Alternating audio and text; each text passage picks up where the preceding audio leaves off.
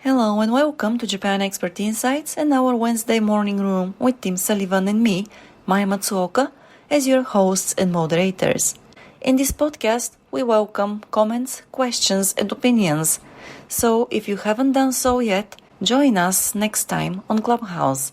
In the meantime, you can find us at japanexpertinsights.com and our YouTube channel, where we upload all the conversations on Japanese politics, business insights, and Japan's role in the Indo-Pacific region. So it's 8 o'clock. Good morning, everybody. Thank you for joining us. And today we've got a very special guest once again, Anthony Griffin. He has been very active on LinkedIn, and he has a lot of knowledge to share with us. Of course, Anthony is a great thinker and a thought leader as well. So we're very lucky to have Anthony with us today. And without any further ado, Anthony, let's start. We're going to talk about LinkedIn and how to bridge the cultural gap with Japan, but also what are some strategies for success on LinkedIn and how we can actually build business relationships there, I believe. So, as always, the conversation is open to comments and questions, so please free to let us to join us here. Anthony, the floor is yours. Thank you. Thank you for the kind introduction. And I'd just like to say that, all three of us are very active on LinkedIn and, I think we do well. So I'm just going to share my thoughts and perspectives, and perhaps maybe the one difference between us is, in addition to my own LinkedIn content, I do manage content for a few Japanese companies. So if you're interested in company pages or that side of LinkedIn, I might be able to share some insights. But it's great to be here. We thought of a laundry list of topics to talk about. So Maya and Tim, where would you like to start? Well, we can start with the very basic, the beginning. For me, it's always, the difference between the perception of LinkedIn here in Japan and what actually LinkedIn helps for. So we can go through this very briefly and then go on with, other points as well.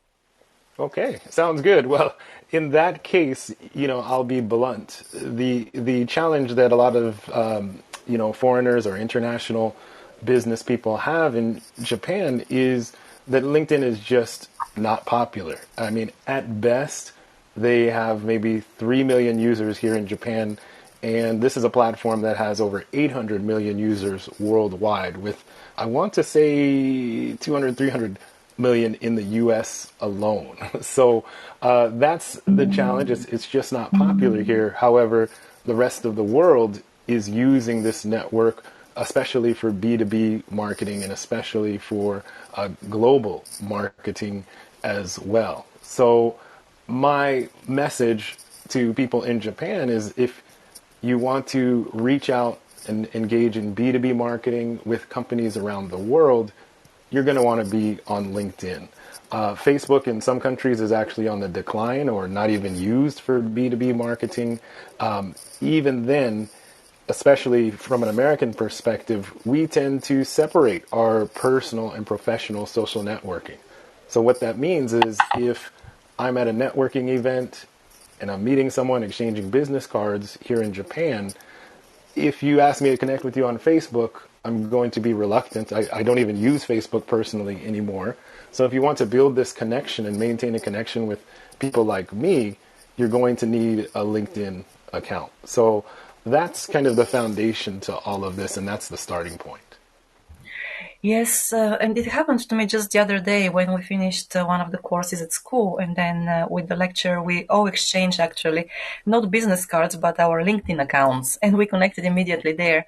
So yes, it's fascinating to see how a social media can be actually, because LinkedIn is a social media, right? It's for professionals, but still it's a social media. And so it's fascinating how social media for professionals actually can substitute the the old tradition of a business card exchange.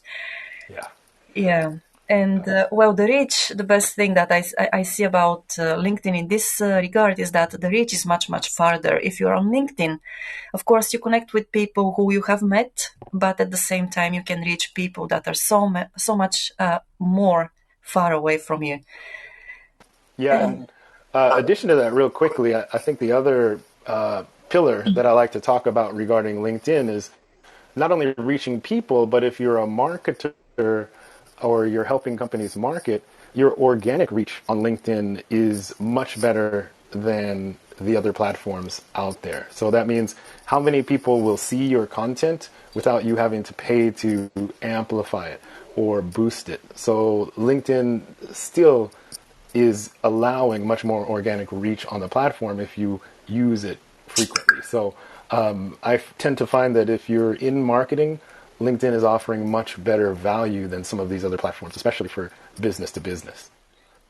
Yes, indeed. That's one of my observations as well. And as I often get, let's say reactions from people I have never met before, but that's because the people in my network, they react to the posts, and then the people in their networks actually come to see the posts. So that's how LinkedIn works. And as you said, that's the benefit you get from being there. Yeah, absolutely. Absolutely. Yes. And then, so you already mentioned that LinkedIn is a business to business platform, B2B actually, and it is really great for marketers. But I am going to venture on a tangent here. And I would like to hear your opinion about this before we go back to the points, yes, we have actually put down for today's topic. So we are talking about business to business, but especially when the pandemic began, I suddenly, changed my way of thinking because of what happened then in the summer of 2020. And I thought that we often say, yeah, business to business and business to business marketing.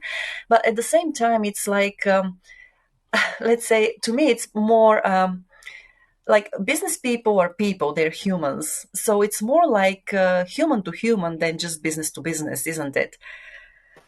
Yes, and again, I may be obsessed with business, but it is human to human. And you mentioned the pandemic, and LinkedIn was amazing during that time because here in Tokyo, all of the networking events I went to meet people and grow my network were shut down. So a lot of people went to LinkedIn, and that's where they shared their online networking events. And I was able to join wonderful events and speak at events, all digital, but I continued to grow my network during the pandemic because of that. So LinkedIn is definitely personal. You're definitely meeting people. You're not always selling things. And in fact, you should not make direct sales pitches on your posts unless you're paying for advertising or something like that. But it's definitely a way to meet new people for a variety of ventures and ideas and just building a community and to be honest, making friends as well. You just have to be careful about avoiding the same kind of posts you might put on Instagram or Facebook. For example, hey everyone, this is the sandwich I had today, or here's my cat, or things like that. Some people enjoy that, but a lot of people on LinkedIn are going to avoid that kind of content. But overall, absolutely, I agree with you. Yes, and I think that it's paradoxal to a certain extent to me that it looks like people on LinkedIn are more authentic than those on Facebook or Instagram, for example, other social platforms, because on those platforms, it's more about showing the good life you lead, and the good things you have, and so on and so on. While on LinkedIn, people are much more, as you said, they're business oriented, but they're more authentic when they talk about business there. So this is a kind of paradox I have noticed, but I don't know, some people may disagree with me. I think that's an accurate summary. The only thing I would add is people do share their professional achievements on LinkedIn, and there are some tools for that. But I think that's expected. I think people expect that in LinkedIn. And when people get promotions or new jobs or they pass a test, I think that's a good thing to learn about. Absolutely. Yeah, I was just going to kind of chime in and say, you know, that the comments about Instagram. I mean, I kind of use Instagram, but not really that much. But it rings true, definitely. But on both Facebook and LinkedIn, I've put in a lot of effort to what I call curating my feed. And I don't let everybody in. And if I get trolls, they're gone. I don't mind opposing opinions and dispassionate dialogue and disagreements, but if I get a troll, they're gone. And there's some people I just don't want to follow because some of them do post superficial pitches that just I don't want to see. So I feel like my feed is what I crafted it to be, and I think it's a really positive, stimulating feed because I have like a lot of interesting people who make comments. Does that make any sense? Yeah, you brought up a very important point, and this is something I emphasize in my workshops and seminars about LinkedIn.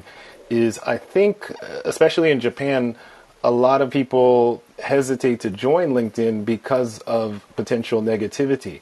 If you look at LinkedIn and Facebook, especially if you're a long-term user, we got in the habit of over-connecting, oversharing, letting too many people into our network or follow us. We didn't take control of those networks. But the beauty of LinkedIn is from the ground up, we are encouraged to curate and manage our network. I like to treat it the same as I would my real in-person network, which means, you really have to evaluate who you are going to connect with and let in that network. And when you do that, every time you log in, your feed is amazing. You're getting great news, great insights, seeing great things about your friends and network. So you definitely brought up a good point. And I also have the same policy as you. I do not tolerate trolls or things like that. And that doesn't mean, we disallow different opinions. There are ways where you can politely, professionally disagree with people, and that's great because that elevates our content, our conversation, our writing. But if someone jumps in and just, throws insults at you or something like that, you can block them, you can, kick them out of your network with the press of a button. So I think that's a critical message to encourage more people to join LinkedIn. Just protect your network, curate. Yeah, exactly. You stated exactly what I was trying to say. You just said it better. Yes, curating, and there's no shame in getting rid of trolls. And again, I agree with you. The point about different points of view. There are people on my network who have different points of view. But for example, on my network, I don't talk about politics, so I don't let anything go to politics. And if somebody insists on it, I will block them or I will delete that message. I'm the king of my feed. And the other point is I never engage with trolls. I just cut them, and because they want you to engage with them. So yes, it wasn't just me. Good to hear. No, that's it. That's the beauty of LinkedIn, and I think over the years, especially some of us early adopters of these social media networks, we've been conditioned to overshare just to let anyone follow us. And LinkedIn, again, from the very beginning, if you look at what the creator of LinkedIn says, I believe his name is Reid Hoffman. He right off the bat he says choose very carefully who you let into your network, and some people only connect with people they've met in real life. In the beginning, I was like that. Eventually, when I came to Japan, I started checking out profiles, and if people had something in common with me or they were relevant to my life, then I would let them in. But in the beginning, and I recommend this for beginners who might be hesitant, you can start a network with only people that you know in real life and grow from there while you get comfortable with the platform. Actually, that's my standard with Facebook. Only friends, family, people I met, and there are some exceptions I've made, but that's like a general guideline. But LinkedIn, I got pickier and pickier the longer I was on because I realized, kind of like you, for me, it's like, do we have common connections? And does this person have a connection to Japan somehow? And if they don't, my expectation is they'll have the decency to reach out with a note and say, hey, I saw this post and I thought that it was interesting. So I wanted to, just give me a quick reason why you're reaching out to me. And in most cases, I'll approve it. But I don't get a lot of messages, and I almost always send a message when I send out a request. So, am I old fashioned? I don't think so. Those are my best practices. It's important if the connection isn't obvious and you want to reach out to someone, definitely leave a message when you connect. Now, here's a tip to watch out for. When you want to connect with someone, I recommend doing it on the PC. It has a better user interface for adding that little message. It'll bring up a pop-up window and say, okay, you want to connect with this person, would you like to leave a message?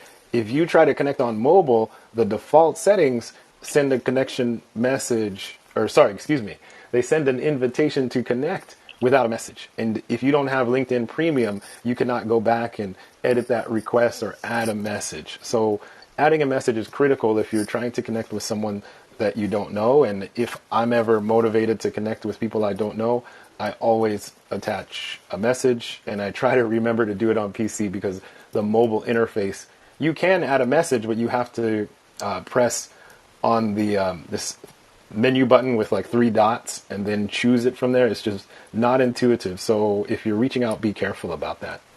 Good to know.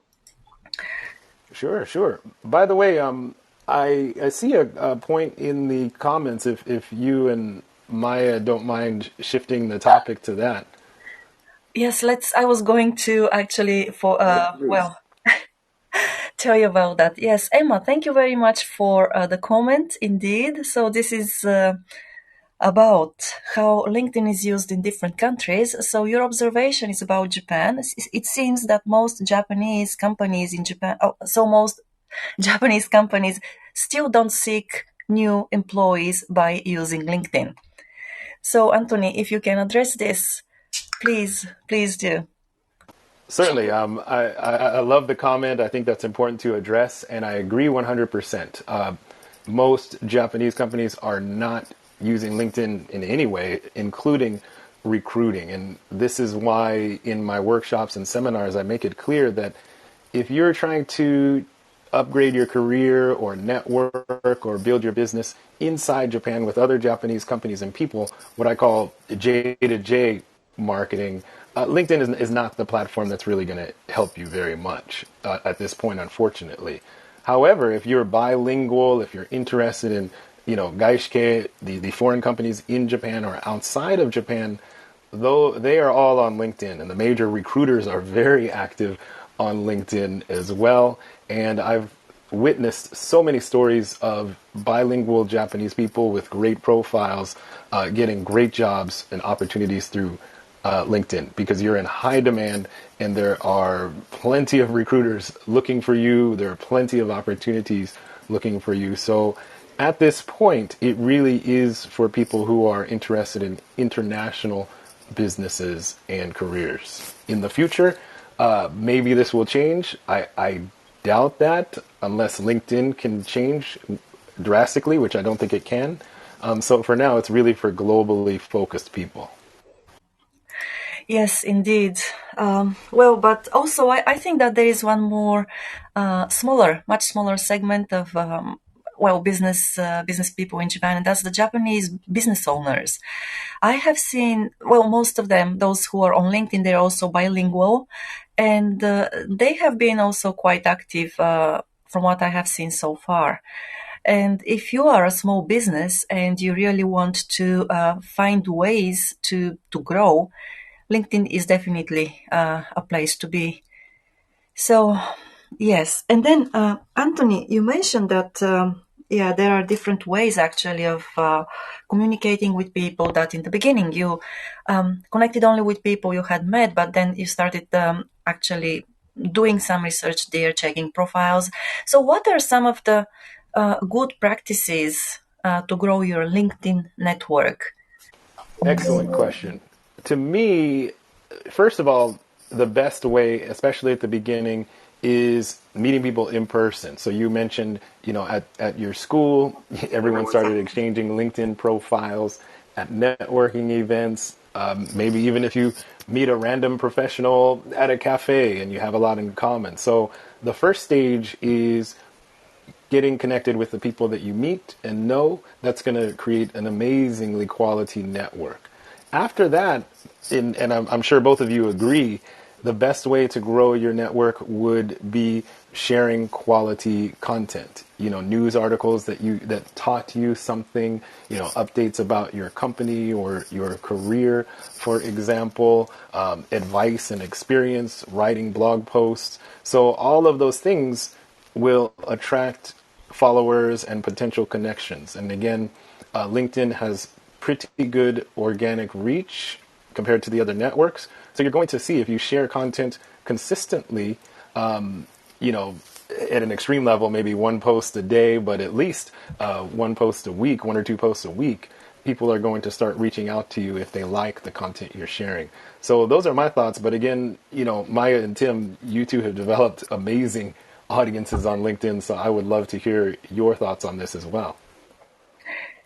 Well, I'll give the floor to Tim first. So, Okay. No, at first I didn't do it the way you did. I'm not saying it was just out of just sheer, ignorance. But what kind of evolved in my mind was LinkedIn became like my funnel, a funnel, because I've actually made friends on LinkedIn, people I'd never met. I would never have met them if it were not for LinkedIn. And obviously the ones I meet are the ones who live in Japan, right?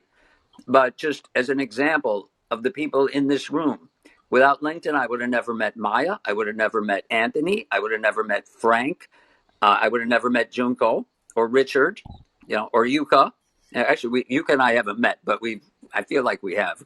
So just the people in this room, thanks to LinkedIn, we took the next step to build a relationship. And none of these friendships are transactional because I'm retired, but it could work for somebody who is looking to build a strong business network, because again, I believe the best networkers are truly process oriented, and the process of taking time to build a relationship.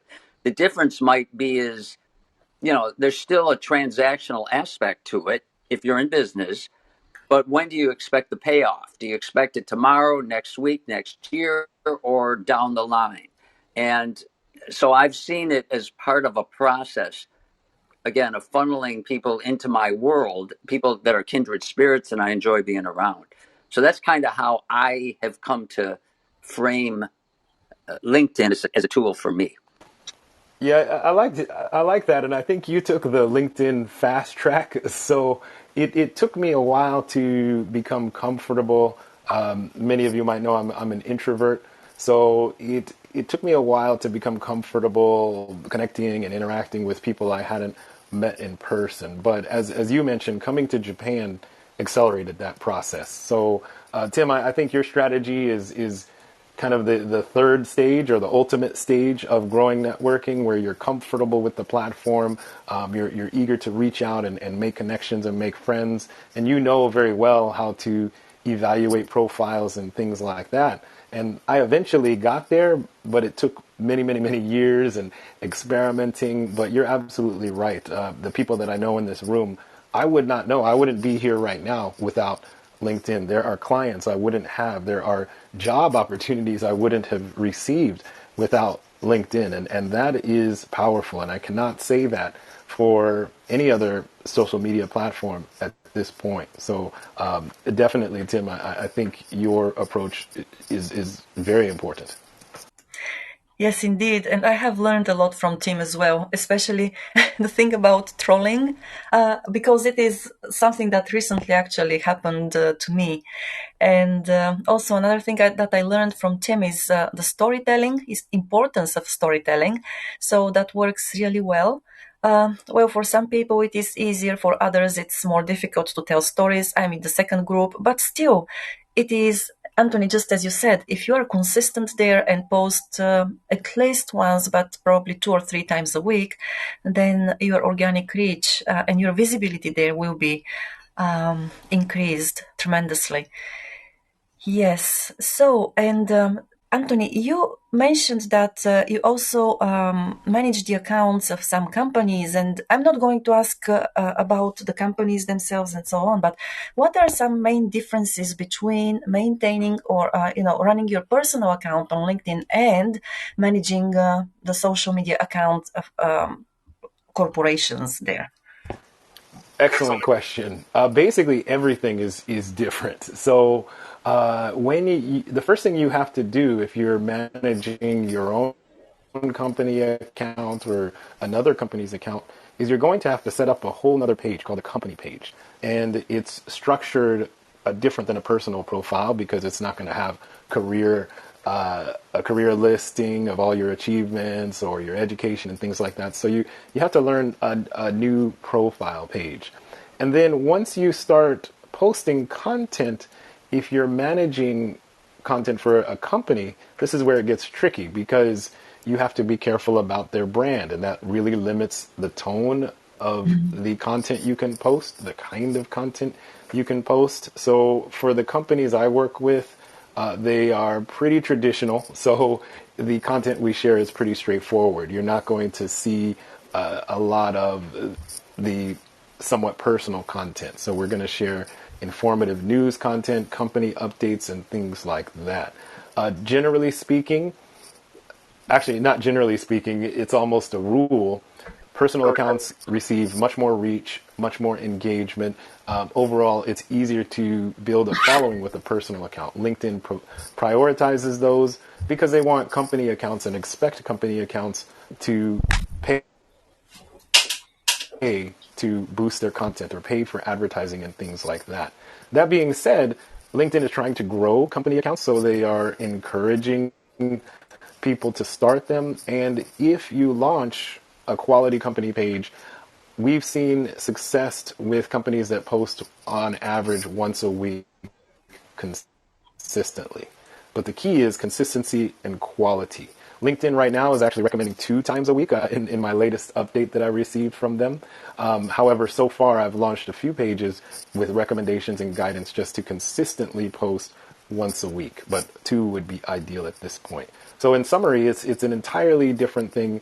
The tone is a little bit more serious. You have to learn a new structure, and you cannot expect the same levels of engagement or organic reach as you would with a personal profile. Right. And then is there any difference in the content that is actually, well, let's say content strategy? Because we all know that there are different formats there, like, let's say pictures, videos, or only text blogs or consoles or, well, such things. So do you think that the strategy you use, like content strategy that you use for your personal account should be different from that of a corporate account? And how so, if it should be different? Sure. There's two parts to my answer to that question. As I mentioned, you've got to stay on brand. So if your company has a very light, carefree tone and a more personal brand, then that should be reflected in LinkedIn. If you're more corporate, and quote unquote professional, your content needs to reflect that. You're not going to be showing jokes or funny videos or anything like that. But secondly, I believe you were asking about the kind of content we can share, and everything is fair game. LinkedIn actually has a lot of different options for the content you can share.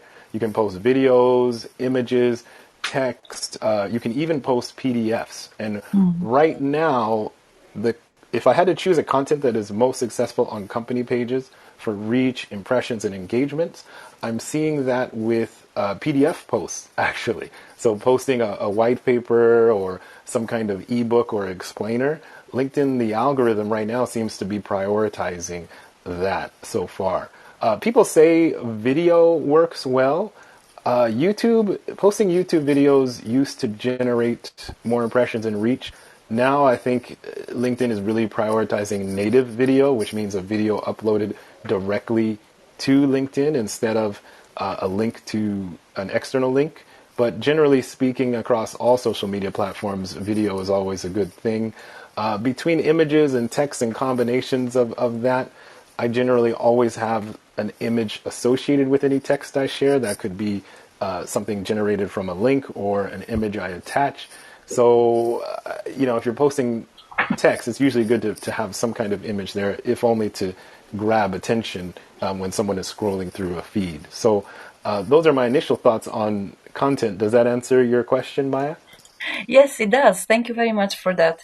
Yes, Sure. we were talking, I think it was a couple of weeks ago about native video and external links. And yes, definitely there is something there. So LinkedIn wants you to stay within the platform, I believe. So native videos seem to get farther reach than posts that feature external links anyway. So Yeah, and to be fair, my understanding is that's the case with any social media network. They yes, all want you to stay within their ecosystem. indeed, yes. Well, and so there is another thing. Are there any concerns or misconceptions about LinkedIn that you have heard from people in your network or, let's say, your clients? And any of them that the people who are in the room should be aware of? Yes, and this is a core point of my LinkedIn seminar, but there are three or four primary concerns that, and I'm referring to Japanese LinkedIn users or Japanese people that are reluctant to use LinkedIn. And Maya, would you like me to just mention the concerns or my response to them? Both. Both? Okay. Yes, if you don't mind, of course. I don't mind. It might take a while. So hopefully, people won't tire of my voice going on and on. But I'll go ahead and talk about both. So, the first concern is that a lot of Japanese people are concerned about bragging or displaying their career accomplishments. I don't want to say publicly because you have privacy controls, but displaying, basically putting their resume where an entire network could see it. And that is a valid concern and a cultural concern.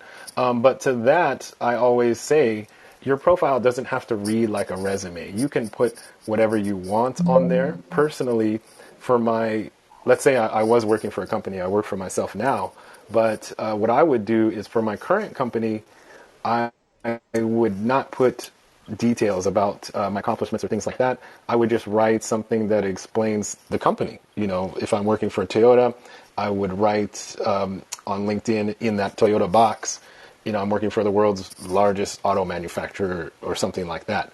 And then for my previous positions that are over or concluded, then I would have all my accomplishments and things like that. So that way it doesn't look like I'm, job hunting or looking for a job. So that's the first concern. The second concern, and we talked about this a little bit already, so I won't linger on it, is people are concerned about getting connection invitations or getting approached by too many people that they don't know or strange people that they don't know. But the solution to that is what we've already talked about. Just refuse the invite or lock down your privacy controls, and you don't have to feel guilty about that. Anyone who really knows LinkedIn knows that people curate and build their network in their own way. So there's no shame in turning down an invitation at all. And then the next concern we also talked about is people aren't sure what kind of content to post. They're not looking for a job. Maybe they're not a writer. And to that, I often say, post things that you think will help your network. So if you see a useful, helpful news article from Harvard Business Review, for example, share that. Take a quote out of there or share your thoughts about that as well. If you have a lot of experience or thought leadership, as we say, share your ideas in a post, or better yet, a blog post, which is built into the platform. LinkedIn has its own publishing platform within. If your company does something interesting, share content from your company, connect to your company on LinkedIn, help your company, whether you work for one or own one, succeed and market for your company. If your company does well, you do well as well. And, another option you can share are event info. If you host events or you see an event that your network might be interested, you could share that. So there are a lot of things people can share and do on LinkedIn, even if they're reluctant. So those are the main concerns I see. Sorry for the long rant, but I wanted to cover every topic because that's very important. No, thank you for that because it's very informative and it's helpful. Of course, we all have our concerns, and as you said, sometimes it's overwhelming, and sometimes it's really difficult to sit and write. So, yeah, thank you very much for the tips. We also have Yuka this morning. Yuka, hello. Good morning, Hi, Yuka. guys. Good morning.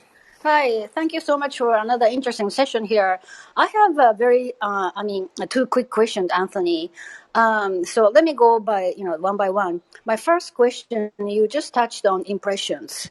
Is there any trick to LinkedIn algorithm AI to sort of like how can we convert impression to views? Okay, so do you mean views like profile views? No. I mean, impression doesn't mean that people are reading my article, right? Ah, so you mean click through? Yeah. Oh, yeah. Okay. Yes. Okay, that's tough. That's That's tough. okay. The first thing I have to say about that is, generally speaking, no matter who you are, no matter how many impressions you have, click through, from my experience, is always incredibly low. For me, I consider a hit something that is popular based on my clients' data. Is if we hit 10% click through, that's incredible. I think the industry averages, and I'll have to double check this, but they're super low. They might be around 1% or something like that. So my first suggestion is manage your expectations. Research how much click through you should expect, because you might be stressing over something that is not really an issue.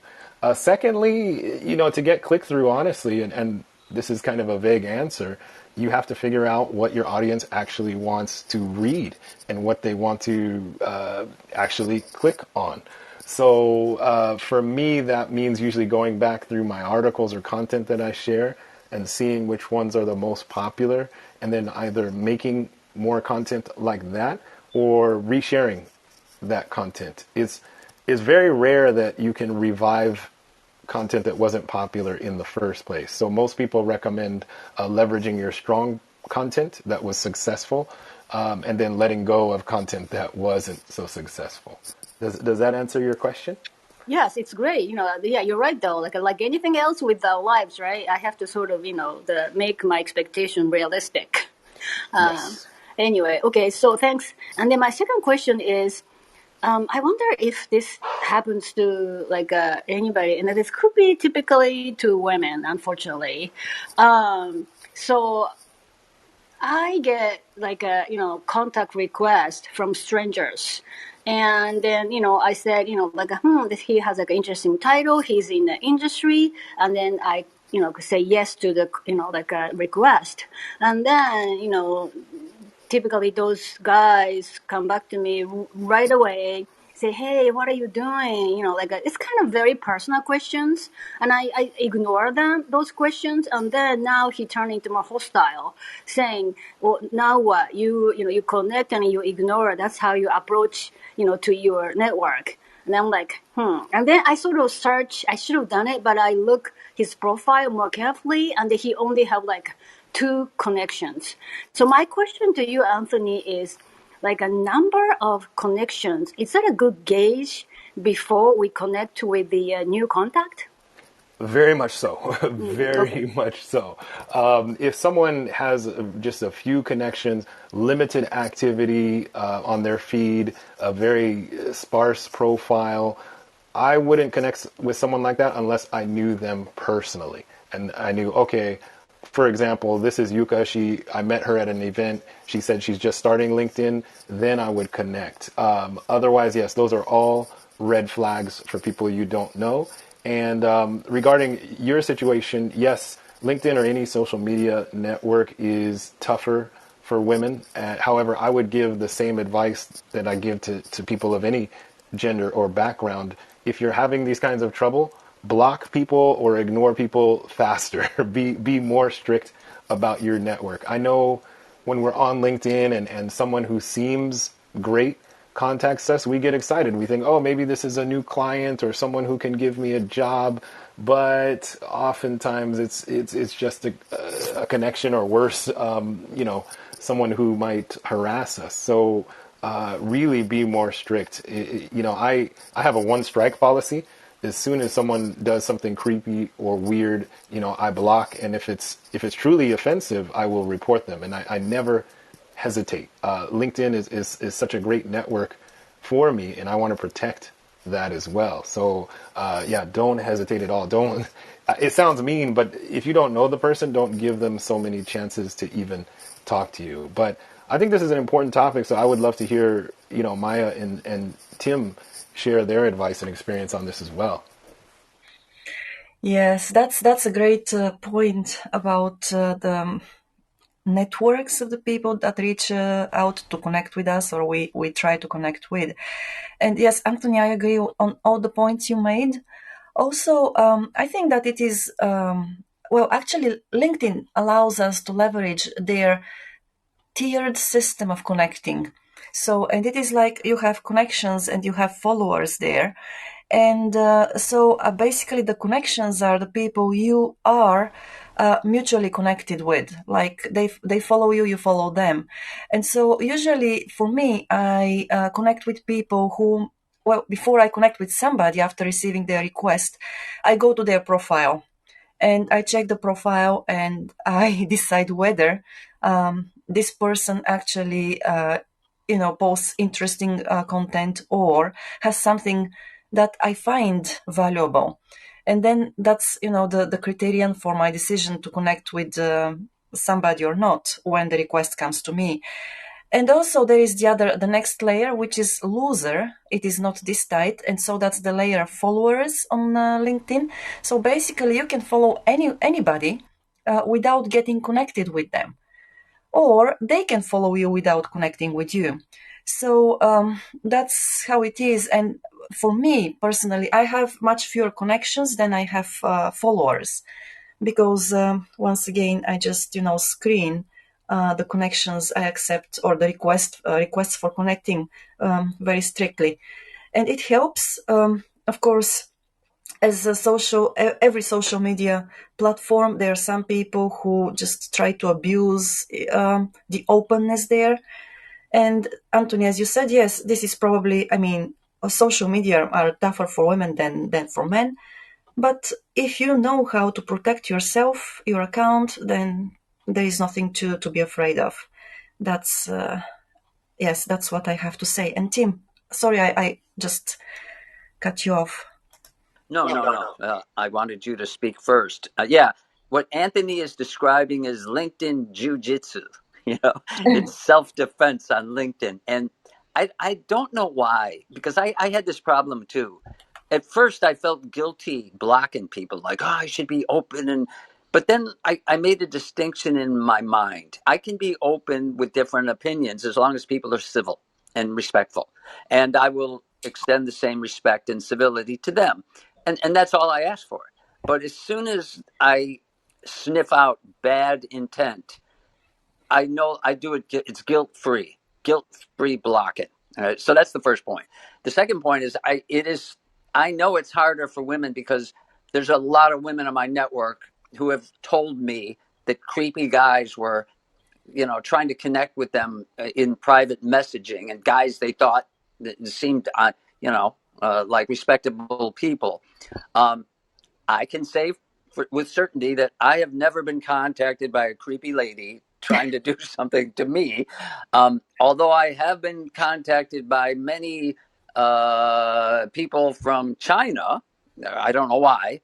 And there are a lot of sexy photos of a lady. And, obviously anybody can look at that and say, really, this is so unprofessional. I wouldn't even consider doing that. So maybe that's the closest thing as a guy that I've gotten to it. But the LinkedIn jujitsu, protect yourself and don't be bashful about doing it. Yeah, I love that term. So that I was on mute, but I was cracking up. I was laughing there. And also, I think Maya brought up a wonderful point about the follow feature.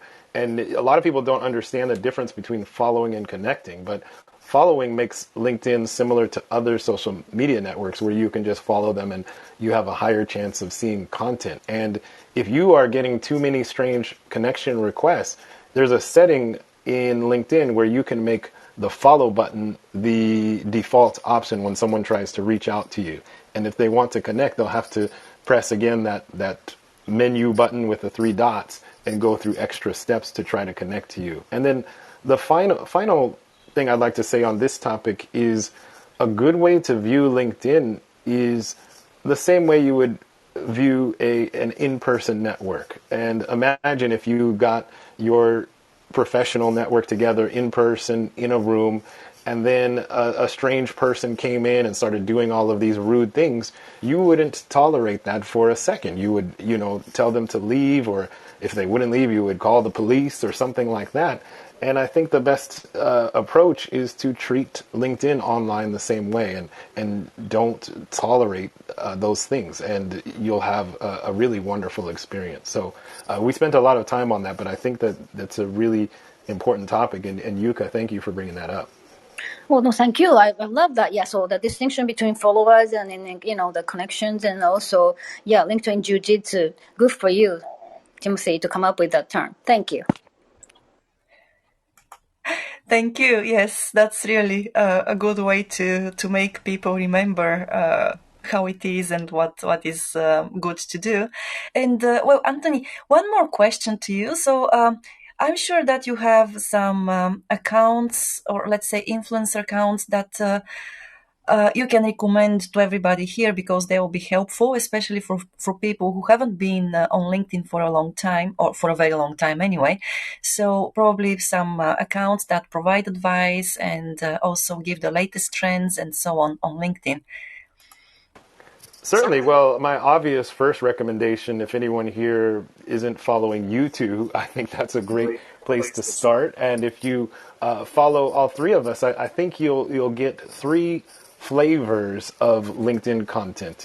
Tim is great with the storytelling, and he shares these wonderful blogs about his experiences in Japan.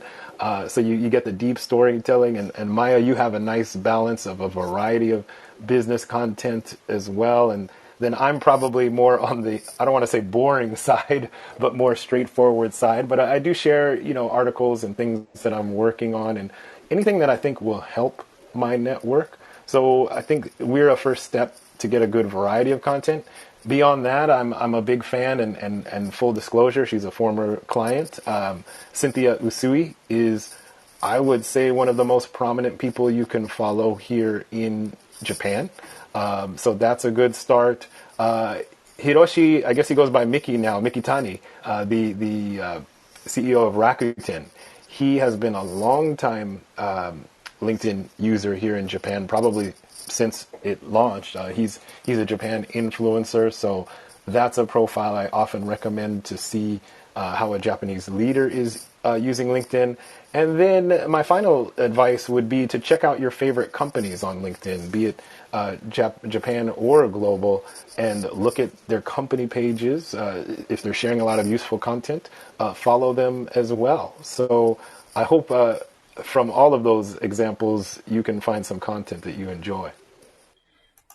Thank you for that. And there is a comment in the chat room now. I have a LinkedIn account, but it's just there for something. Candy, thank you very much for leaving the comment there. And I would say that it's probably mottainai to have your LinkedIn account and not use it. So I hope that this conversation with Anthony will help you find your way, and your voice on LinkedIn, and use it there.